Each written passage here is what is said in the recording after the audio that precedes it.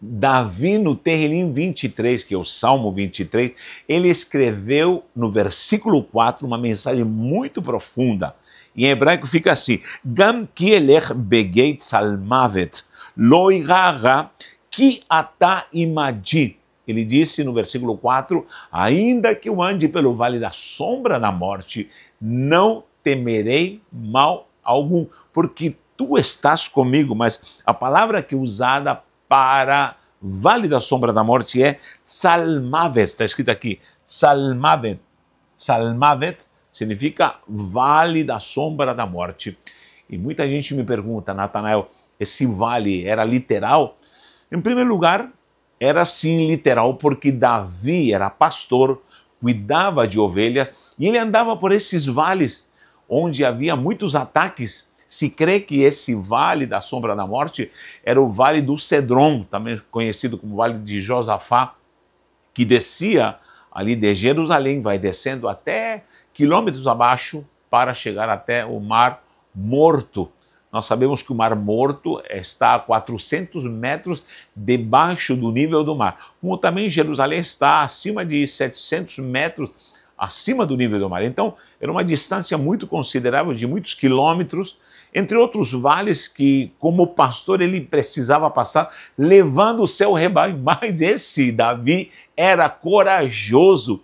Ele sabia que estava exposto nesses vales a ladrões, a ataques de animais como lobos, como ursos, como leões, e ele não deixava que ninguém e nada tocasse nas suas ovelhinhas. Davi era corajoso e ele, com certeza, talvez se envolvia por esse medo, essa angústia de passar por esses vales, sabendo que ele corria risco, mas tinha coragem. Eu creio que ele passava orando e clamando. Você já passou por algum lugar clamando, uma rua sinistra, e você diz: meu Pai da glória, tem misericórdia, cobre-me, acampa teus anjos. Não é assim que você fala? É mais ou menos isso. Eu te garanto que Davi, tudo que ele escreveu, todos os mitzmor, as músicas que ele compunha, logicamente era com base em algo vivido, e era literalmente essas passagens de risco que ele vivenciava no dia a dia, cuidando das suas ovelhas. Ele se dedicava com amor. Sempre digo que ele disse: o Senhor, o Eterno, é meu pastor, e com certeza ele sempre vai estar comigo, do jeito que eu cuido das minhas ovelhas, vai me suprir do jeito que eu cuido das minhas ovelhas. Ou seja, havia muita dedicação em Davi. Então, literalmente, podem ser esses vales de sombra da morte, onde ele clamava e estava ao ponto de defender com uma funda e matar, acabar com feras, como de fato fez com a experiência, ao ponto depois de matar o gigante Golias.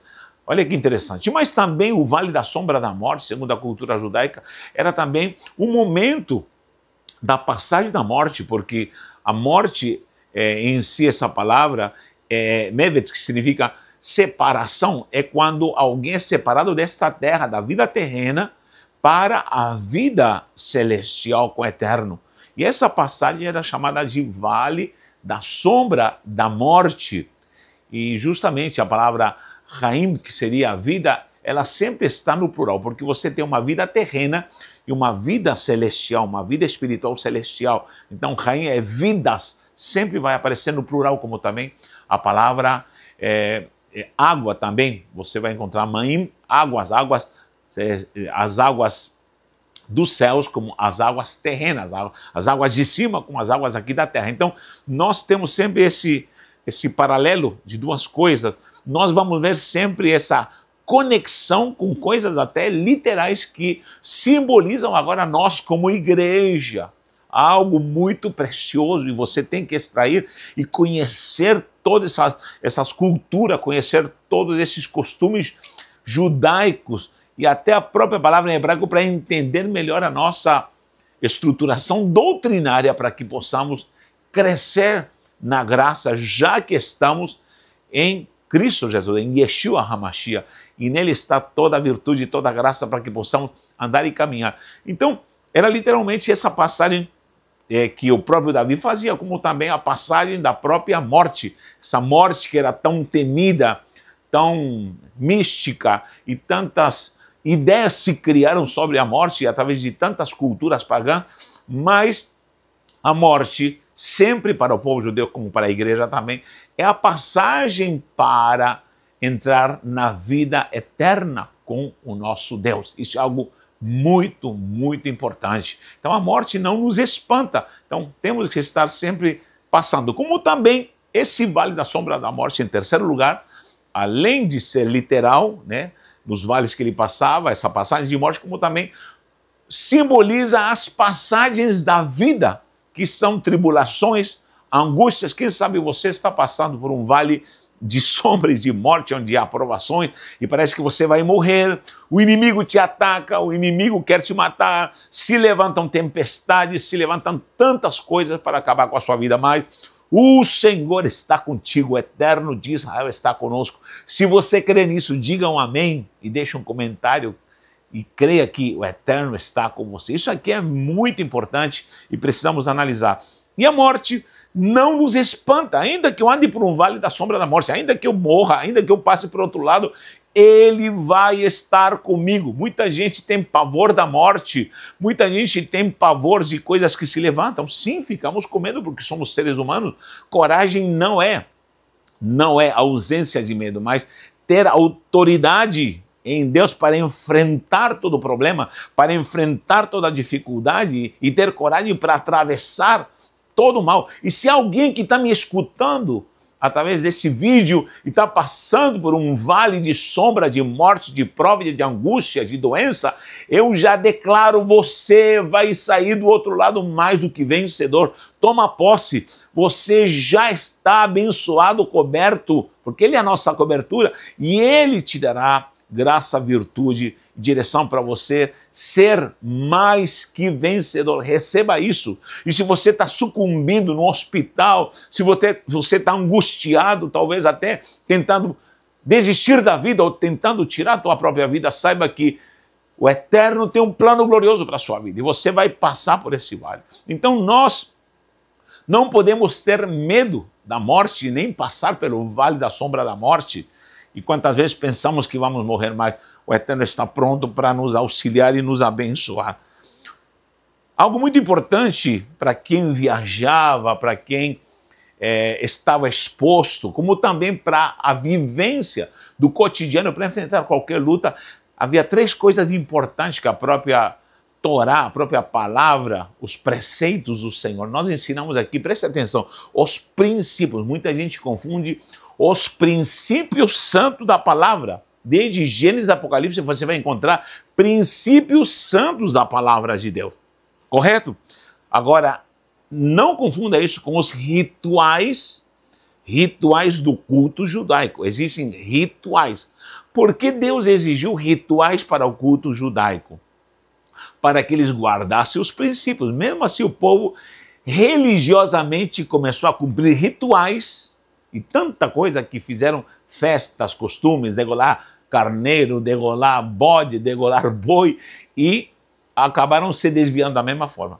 Ou seja, os princípios já existiam antes. Por exemplo, quando Caim acabou com a vida de Abel, não foi aprovado, foi reprovado. Porque se não existia a lei não estava escrita, nem existia a ritualística da lei mosaica, mas já existiam princípios. O próprio Abraão guardou meus princípios, minhas leis, meus mandamentos, ou seja, a essência daquilo que é dado para nós como instrução, com certeza sempre existiu. Agora, nós estamos dizendo da ritualística do culto judaico, porque em Yeshua se cumprem todas as coisas. Creia nisso. Não confunda princípios da palavra com especificamente os rituais judaicos que pertencem, lógico, somente ao povo judeu de Israel. Então nós, queridos, precisamos pegar esses princípios. E a palavra sempre nos dará base, desde Gênesis até Apocalipse, base com princípios santos. Você vai encontrar princípios nos Salmos, nos Provérbios, você vai encontrar princípios na história do povo de Israel, na própria Torá, nos escritos das crônicas, você vai encontrar no livro dos reis, você vai encontrar em todo lugar, como também na Brit Hadashah, nos evangelhos, nas epístolas paulinas. Muitos queriam rasgar as epístolas paulinas, mas são inspiração divina. Até o Apocalipse, entre outros que escreveram, como Pedro, como Judas, como Tiago, que escreveram inspirado pelo Espírito. Ali em todos esses livros, esse compêndio, há princípios para vencer o mal, para vencer aqui nesse caso a morte. Porque a palavra traz vida e nós combatemos a morte. E eu te pergunto, quantas vezes você está moribundo, como eu já falei? E você tem que descobrir por que sua vida está morrendo. Há 3 coisas fundamentais que os princípios precisam te dar, segundo a palavra. Primeiro, vamos analisar aqui. Primeiro, você precisa dos princípios para poder ter alimento e nutrição. Segundo, você ser instruído e discipulado. E ser liberto e ser desatado. Estas 3 coisas são importantíssimas, que os princípios, vou anotar aqui, princípios, não é rituais, princípios da palavra. Palavra de Deus, de Gênesis até Apocalipse. Princípios da palavra, os seus preceitos, esses princípios, conteúdo espiritual, como alimento e nutrição, como instrução para que você seja discipulado pela palavra e, ao mesmo tempo, a palavra, porque a verdade liberta. Então, a palavra vai te desatar e te libertar. Então, se a sua vida, preste atenção, por favor, se você está passando por um momento de angústia, até de morte, por doença, ou até sua vida espiritual está morrendo, você talvez está desfalecendo porque estão lhe faltando esses 3 princípios santos. Alimentação, nutrição. Muita gente sabia que está morrendo porque não lê, não se alimenta, não esquadrinha, não lê diariamente a palavra do Senhor. A sua fé está definhando. Crê em qualquer história, qualquer carochinha, qualquer tipo de heresia e de vento de doutrinas que lhe ensinam, mas não crê na palavra, na autoridade da palavra, da nutrição. E você vai ver sempre a palavra sempre sendo apresentada como maná, como pão que veio do céu, como alimento. Você vai ver sempre a palavra como um leite que te nutre. Até em 1 de Pedro 2,2 diz claramente: desejai como crianças recém-nascidas o leite. Essa é a nutrição. O leite espiritual, ser nutrido, ser alimentado. E essa é a pergunta que eu devo me fazer: o quanto eu estou me nutrindo? Eu vejo gente desfalecendo, sem fé, querendo desistir, largando a cruz, largando a boa fé, só olhando para os escândalos. Claro que tem escândalo, sempre houve escândalo, sempre houve escândalo. E houve perseguições, tempos que houve mais, e agora temos menos perseguição, mas temos a oposição dos escândalos. Talvez naquele tempo, preste atenção na história de Israel, na história do povo, como ele sofreu, como também a igreja primitiva, como essa igreja era perseguida, e Roma, com seus imperadores malignos, mandavam queimar, e ser cristão era sinal de morte. Nos circos romanos eram perseguidos. Imagina, ser cristão era sinal de morte. E eles não tinham medo, muitos deles glorificavam o nome do Senhor. Então sempre houve luta. Hoje talvez não há tanta perseguição tão assim de uma forma maçante e explícita, porém há escândalo. Você vê escândalo no evangelho que estão pregando aí, tão fajudo, com tanto escândalo, e lamentavelmente isso se deve, em primeiro lugar, porque está faltando nutrição da palavra, alimentação. E uma igreja bem nutrida dificilmente irá desfalecer. Comece a se nutrir, faça um teste. Comece a ler Salmos, comece a ler Provérbios, comece a ler os Evangelhos, comece a ler as epístolas doutrinárias, comece a ler história bíblica, comece a ler a Torá, que é Bereshit, Shemot, Vaikra, Bemidbar e Devarim, que seria os primeiros 5 livros, o Pentateuco que nós conhecemos. Aprenda, conheça e você vai ser nutrido. Só que tem outro princípio, outra lacuna que é dada aí em relação ao desfalecer, ao morrer. E isso se deve ao discipulado, à instrução. E a palavra do Senhor diz claramente em Provérbios 1, 8, entre tantos provérbios, entre tantas passagens que eu poderia citar aqui, e aqui diz claramente: filho, filho meu, é um conselho, é o Eterno falando com você aí. Logicamente, o próprio Salomão estava escrevendo, mas ele está falando: filho meu, ouve a instrução do teu pai, ouve a instrução do teu pai, e ouve a doutrina da tua mãe, ouve o que teu pai e tua mãe querem te ensinar. E hoje em dia vemos uma geração mimizenta, birrenta, que não quer ser instruída, não aceita correção. E nós precisamos voltar a corrigir, a instruir. E é necessário ter a palavra como instrução com seus princípios santos. Agora você não precisa degolar carneiro, você não precisa estar guardando luas novas e fazendo um monte de demandas religiosas que são religiosamente para Israel e para o povo judeu. Agora você vive em Cristo. Agora os princípios santos: não matarás, sempre vai ser não matarás. O não adulterarás sempre vai ser não adulterarás. Cristo viveu todo o princípio e cumpriu tudo isso, porque ele veio para cumprir, para que nós vivêssemos agora com legalidade espiritual os princípios santos de santidade. Não circuncidando literalmente o prepúcio, mas circuncidando o coração da maldade, da malignidade. Isso que está faltando. Então, precisamos voltar ao discipulado, à instrução da palavra, estudo bíblico, meditação da palavra do Senhor e esquadrinhar as Escrituras. Faz falta. Hoje tem show dentro da igreja, um monte de bagunça, mas está faltando instrução verdadeira, genuína.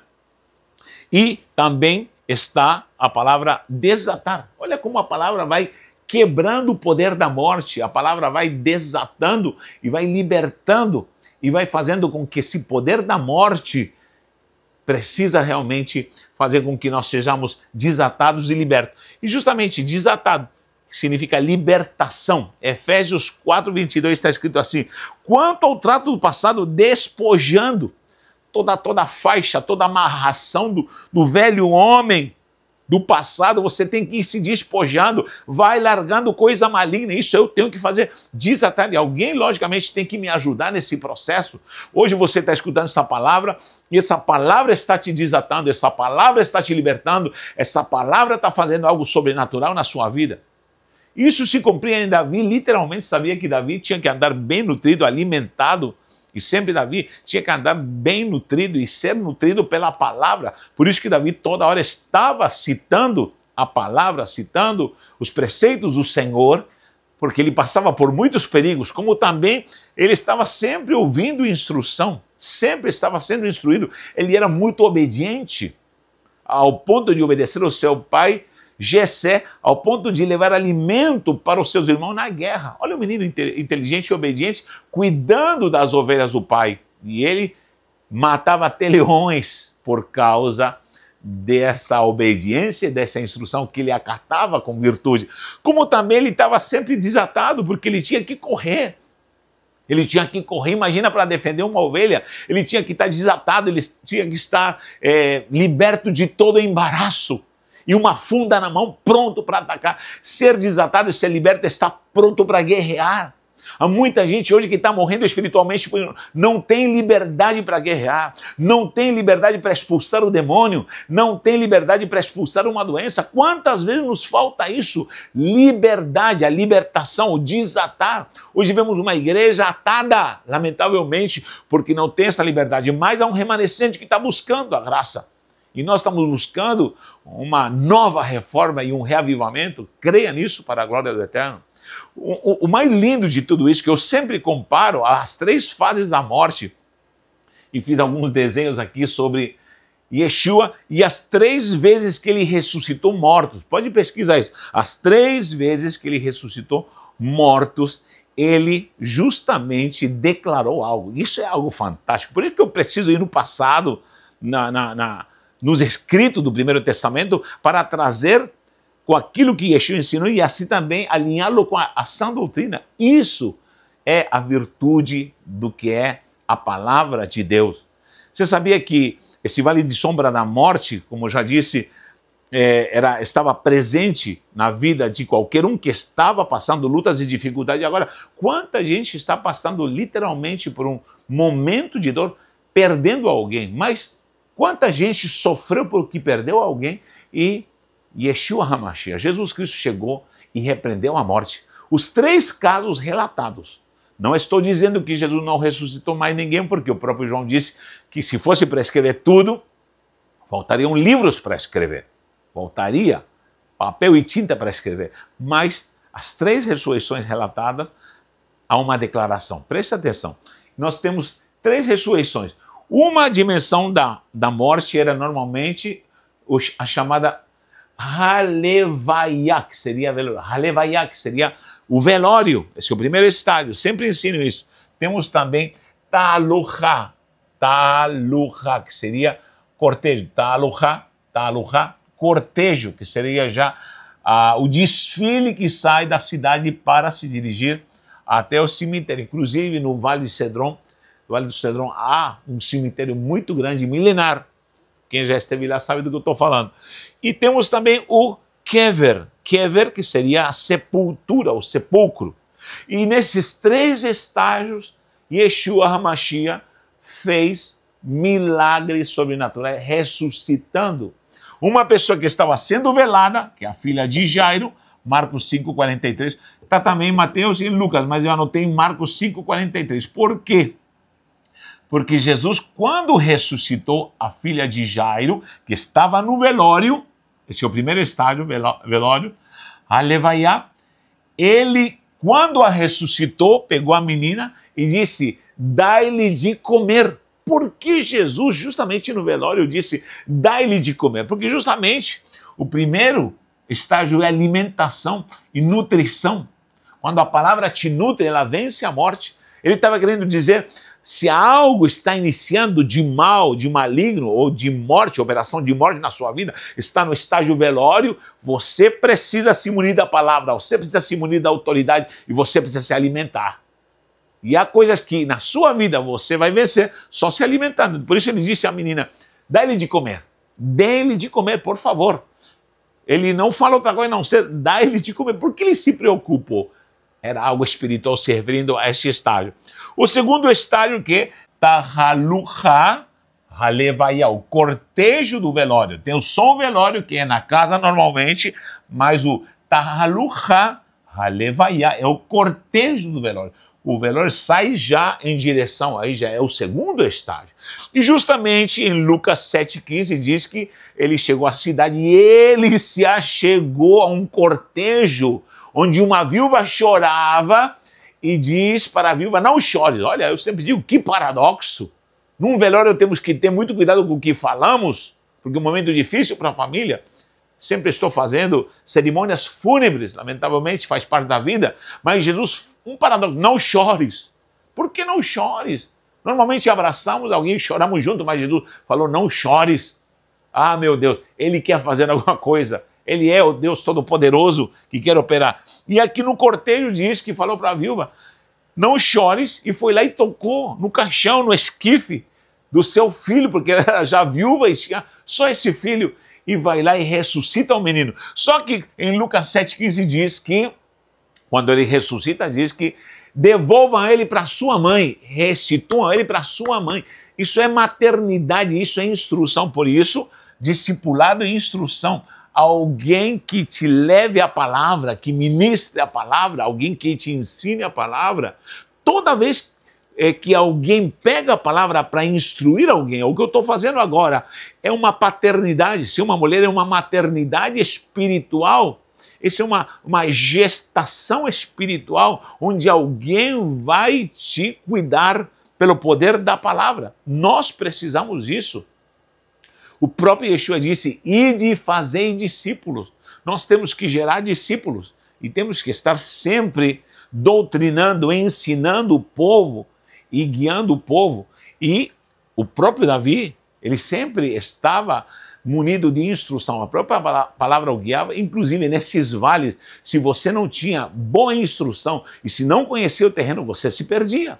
É lógico, podia morrer por lobos, por leões, por ursos. Então, na caminhada espiritual, isso significa que você vai precisar da palavra como instrução, você vai entender os preceitos, você vai obedecer o que é o princípio santo da palavra, não religiosamente, não por dogmas judaicos que são ritualísticos para esse povo, mas para nós como igreja viver os princípios santos no meu coração, em santidade. Então, entregou para sua mãe.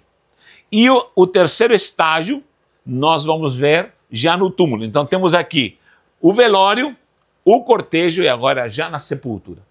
Se colocava assim na sepultura, meu irmão, era algo seríssimo. O quebre já na sepultura era quando tinha se passado todos os outros estágios. Eu vou te falar, há lugares que se fazia o Shiva deriva da palavra Sheva, que é 7, o Shiva era até 7 dias, em algum lugar até 7 dias se velavam mortos. Normalmente se velava até depois de 3 dias. Os judeus dizem que pelo menos tem que ficar 3 dias para velar, porque existe uma doença chamada catalepsia, que uma pessoa pode voltar. Então, 3 dias. Só no 4º dia a autorização para enterrar o defunto. Esse era o costume. Podia ser no 5º, no 6º, até o 7º dia, que aí já começava a decomposição, mas no 4º dia podia se enterrar, mas tinha que ser velado pelo menos 3 dias, certo?